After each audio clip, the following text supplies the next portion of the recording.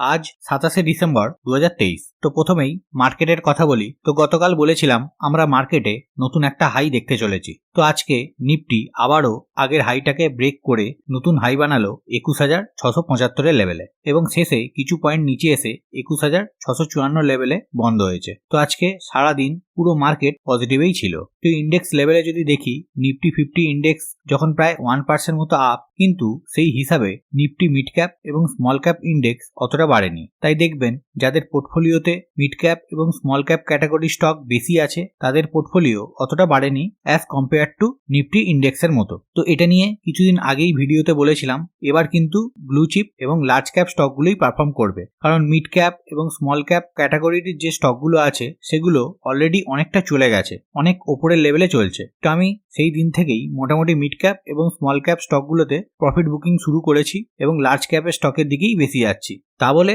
পুরোটা সেল করছি না, কিছুটা প্রফিট বুকিং করেছি। এটা পুরোপুরি আমার ওপিনিয়ন, আপনারা নিজের রিস্ক অনুযায়ী কাজ করবেন। না হলে কাল থেকে আবারও যদি স্মল ক্যাপ এবং মিড ক্যাপ চলে আমাকে বলবেন দাদা আপনি বললেন বলে প্রফিট বুকিং করলাম, সেই রকম কিছু করবেন না। আজকে দেখুন নিফটি 50তে যেসব ব্লু চিপ এবং লার্জ ক্যাপ স্টকগুলো আছে, কোনো স্টক 3 থেকে 4% মতো বেড়েছে এবং কিছু স্টকসে নিউ 52 উইকস হাইও বানিয়েছে। তো অনেকে আমাকে বলেছেন এই সময় কি ইনভেস্টমেন্ট করা ঠিক হবে? তো এখানে একটা কথা বলি, মার্কেট যেভাবেই চলুক না কেন, এক্সট্রিমলি হাই বা এক্সট্রিমলি লো যেখানেই থাকুক না কেন, আমাদের লং টার্ম ইনভেস্টমেন্ট চালিয়ে যেতে হবে এসআইপি থ্রু, যেটা মিউচুয়াল ফান্ড হোক বা পার্টিকুলার কোনো ফান্ডামেন্টাল স্ট্রং কোম্পানিতে হোক। এই সময় আমরা লামসাম ইনভেস্টমেন্ট করব না, কিন্তু এসআইপি চলবে। মার্কেট যখন কারেন্ট লেভেল থেকে 10 থেকে 15% ডাউন হবে তখন আমরা লামসাম ইনভেস্টমেন্টের দিকে যাব।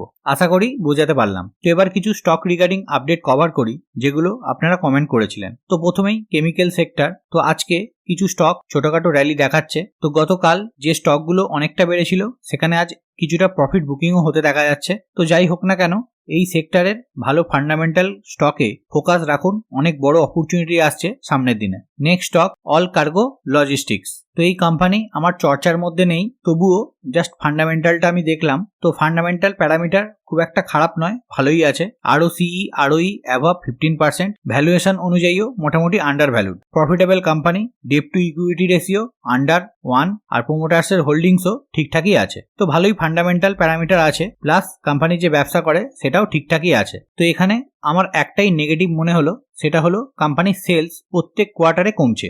জুন 2022 পর্যন্ত ঠিকঠাক ছিল, তারপর থেকে প্রত্যেক কোয়ার্টারে কমেছে, প্লাস সেইভাবে নেট প্রফিটও কমেছে এবং ইপিএসও কমেছে। তো আমার মনে হয় কোম্পানি স্প্লিট অ্যানাউন্স করেছে বলে স্টক প্রাইস এতটা বাড়ছে। তো এখানে আমার মনে হয় একটু অপেক্ষা করা উচিত এবং নেক্সট কোয়ার্টারের রেজাল্ট দেখে যে কোনো সিদ্ধান্ত নেওয়া উচিত। এছাড়া নভেম্বর মাসে এই কোম্পানির কন্টেনার লোড ভলিউম কমেছে, যেটা কোম্পানির মেইন বিজনেস। তো নেক্সট টিসিএস এবং টাটা মোটরস নিয়ে জিজ্ঞাসা করেছিলেন। তো এখানে বলে দিই, এই দুটো company blue chip company, long টার্মের স্টক, তাই এভরি ছোট কারেকশনের সময় ফোকাস করতে পারেন। পার্সোনালি টাটা মোটরস আমি অনেক দিন ধরেই হোল্ড করছি এবং কন্টিনিউ করব।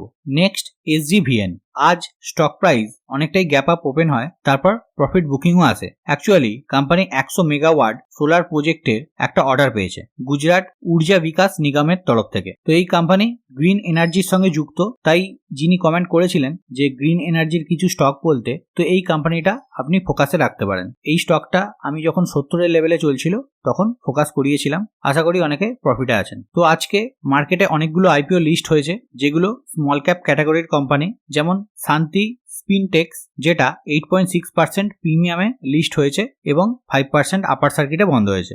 নেক্সট হ্যাপি ফরজেন্স, প্রায় 18% প্রিমিয়ামে লিস্ট হয়েছে, তারপর প্রায় 9 থেকে 10% মতো উপরে গিয়েছিল, কিন্তু প্রফিট বুকিং সিনারিও আসে এবং 3% পজিটিভে বন্ধ হয়েছে। তো কালকে আরো একটা মেন লাইন আইপিও মার্কেটে লিস্ট হবে, আজাদ ইঞ্জিনিয়ারিং।